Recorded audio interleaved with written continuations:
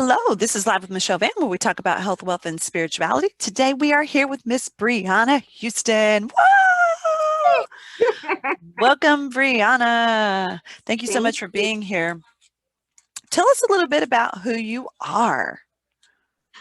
Okay, so my name is Brianna Houston, and I am the founder of Relentless Kulture. And we got started about 4 years ago. It was important for us to meet the needs of people's emotional, mental, social, and physical health. So I was in a season of my life where I just wasn't enjoying the life I was leading. So I decided to make a change. And when I did that, I started to draw people who were in a similar space. From that grew Relentless Culture. We originally were under the name Queen Code because it was designed especially for women. Smaller market, where a place where they could feel free to kind of let their hair down and just be themselves without having to worry about kids, laundry, husbands, or anything else. From there, we learned and we grew. We became now female and male, and we now operate under the name Relentless Culture. It is now 4 years, and we are definitely excited. This year, we have done more outreach than we've ever done before. We've been able to touch lives in prison ministry, women's battered shelters, been on the streets, helping the homeless, and become more of a resource center for people. So, how do you see this being? I know that it is ministry, but how do you see it being different than like a church ministry? So, we are definitely not a church. The only difference I see is that some of the things that we do, you would not find in your typical church. So we are not against like paint and sips or anything like that. And that's because that's just a part of life. It's things that people enjoy. Normally, when you go to a church service, you're going to be fed spiritually. You're not necessarily. They may not always pay attention to your mental needs, or there may not be someone there who does life coaching or mentoring, or you, depending on how large your congregation is, you may not be able to reach your pastor or first lady one-on-one. So our job is to walk you through life. We want to give you the tools to be successful in everyday life. We don't want to just meet your spiritual needs, but we're not trying to take place of your church by any means, but we're going to give you some spiritual along with things that you're going to need just every day to function, and then help you navigate through those things in your life that you need help with. So, this is about being a guide on the side, not necessarily about being replacing church or being church or any of that. It's really just about being that guide on the side and really helping to fill in the missing pieces. Correct. Absolutely. Okay. And so you keep coming back to the mental health. Why is that so important to you? Well, mental health is one of the things that is definitely overlooked, whether it is grief or bad breakups, loss of jobs, being unemployed for a long time. Those things can build trauma in your mind. And so you end up having repeat patterns that why am I never getting ahead? Why do I keep attracting the same people? Why? And a lot of it is all mental. It's things that we've created, these roadblocks we've created in our mind, that we are tracking the same things, we're doing the same cycles. And a lot of times we can't navigate through those things alone. So we need somebody who can step in and show us a different way or give us a different perspective. Now, we are not here to tell you what to do, but we're here to help you arrive at the answers for yourself. So when you allow us to come into your space, to come into your life, we're helping you build a plan of success for you. What works for you?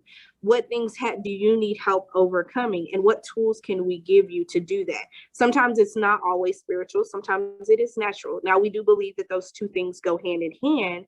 So we're always going to give you some biblical reference attached to those things. But our main focus is just to help you get through those things and then create a different pattern in the way that you see things in your mind.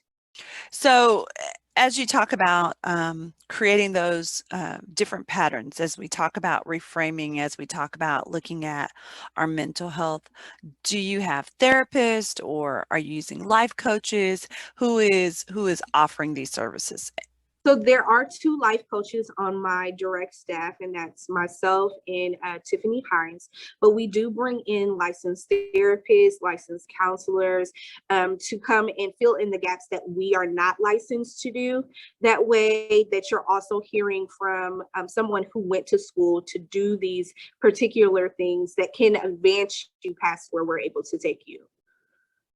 So, as you look at mental health as it pertains to people of color, are you seeing that people are open to talking about their issues, or are people still, doing that whole, what happens in this house stays in this house? Girl, it's what happens in this house stays in this house. It's really hard to get people to open up.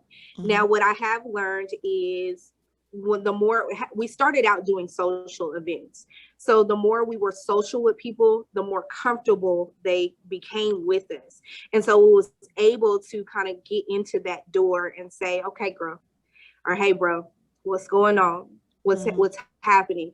And get them out of that cliche of just saying, oh, just pray for me, mhm. and actually getting them to talk about the issues and then they're face those issues with us. So it's a little tricky. Everybody's different, but we try to really get to know our people and not just look at you as a group.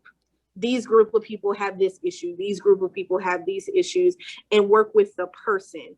And then we connect you with somebody on our team who may have gone through similar issues or who Mhm. may be going or had dealt with the same thing at one point in life, that can actually speak to you heart to heart versus somebody who's just don't know nothing about nothing. Mhm.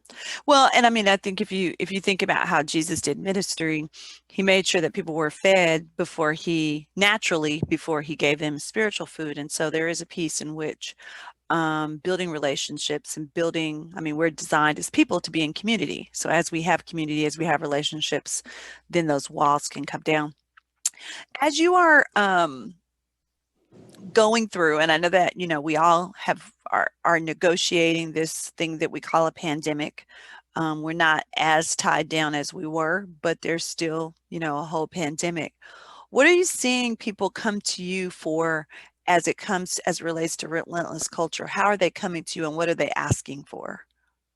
The majority of the people that we get are right now are looking for resources. So a lot of people found themselves unemployed, or they may have the money to cover the rent, but they don't have food in their houses.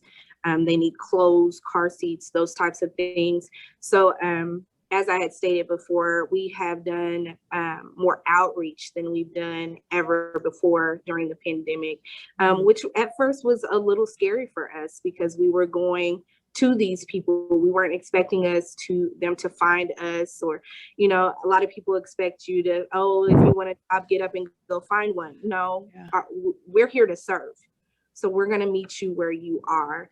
And so the primary thing that we've been getting is, how do I feed my kids? Mhm, you know how do I get dressed for this interview? And so our needs, we reach out to the community first. Now we all have no problem sewing out of our own pocket, but we reach out to the community. We say, hey, these are the needs, can you donate? Would you be willing to give? And believe it or not, a lot of people, once they see what you're doing, what you're trying to accomplish, they have no problems cleaning out their closet or saying, hey, I have all of these non-perishables, where can I give them to? And we've been able to continue to move forward because of the people in our own community who have been willing to help. So, as you talk about community, where do you see or where do you need help in the endeavors that you're doing? Well, long term, we would like to eventually get a space where we're able to house things year round so that people can literally just show up to get what they need when we're not out on the streets.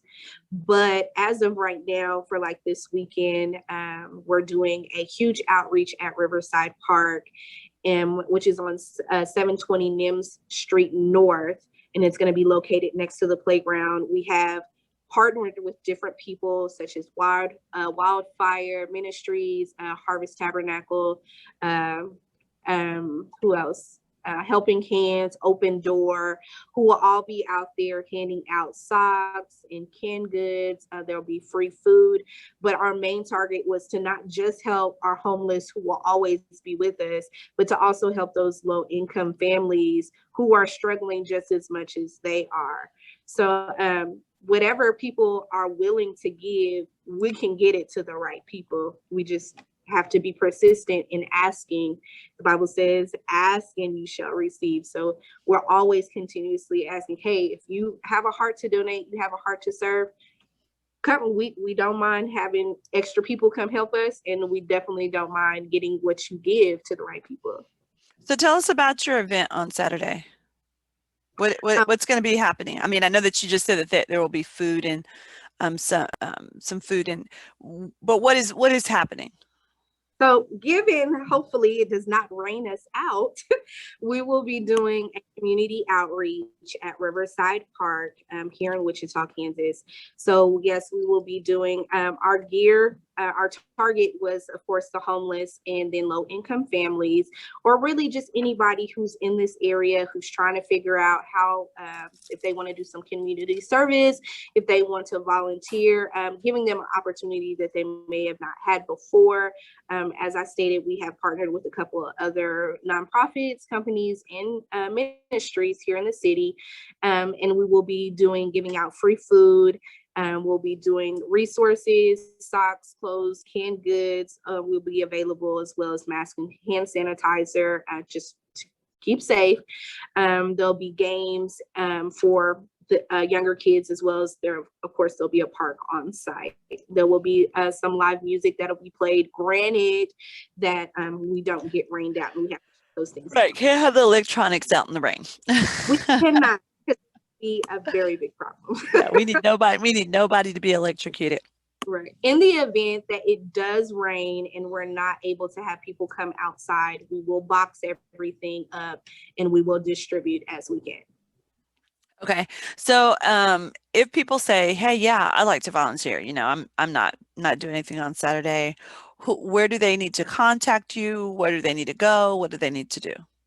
Okay, so our website is www.relentlesskulture.com. You can sign up to be a volunteer, and you can also do donations on our website. You can contact me on our Instagram or our Facebook, which is also just Relentless Kulture. My number is really public knowledge. It's on every single flyer we've ever done. They can contact me, any of my team members, or private message us and let us know that they're interested in helping in the future, or that it's not too late to help this weekend if you're interested in that as well. So do you need just people? Do you need money? Do you need items? What kind of things? Either or. We do not restrict people to just giving monetary donations, because some people are not comfortable, and we respect that. If you would like to bring items, things that can always be used are socks, water, hand sanitizers, masks, blankets, things that they would use all of the time, that they're going to need beyond this one day. Primarily on the food, it's covered in understanding what area you want to help in. If you're more want to give towards people, low income families, non-perishables are going to be a good thing. But as for the homeless, a lot of times they don't have a way to prepare those things. So anything that's not going to spoil, that is prepackaged, that they can take with them, is always going to be a good idea. Even sack lunches, things like that, spoil overnight. So if we're already feeding them, that's probably not going to be a good idea for this time. But like jerky items or things like that don't spoil, things that are not heavy. Exactly, that they can kind of carry with them for days, are going to be good items to bring. If you want to do a monetary donation, again, you can donate on our website at www.relentlesskulture.com, and culture is spelled with a K. Or you can send monetary donations to our Cash App, which is also $Relentless Kulture.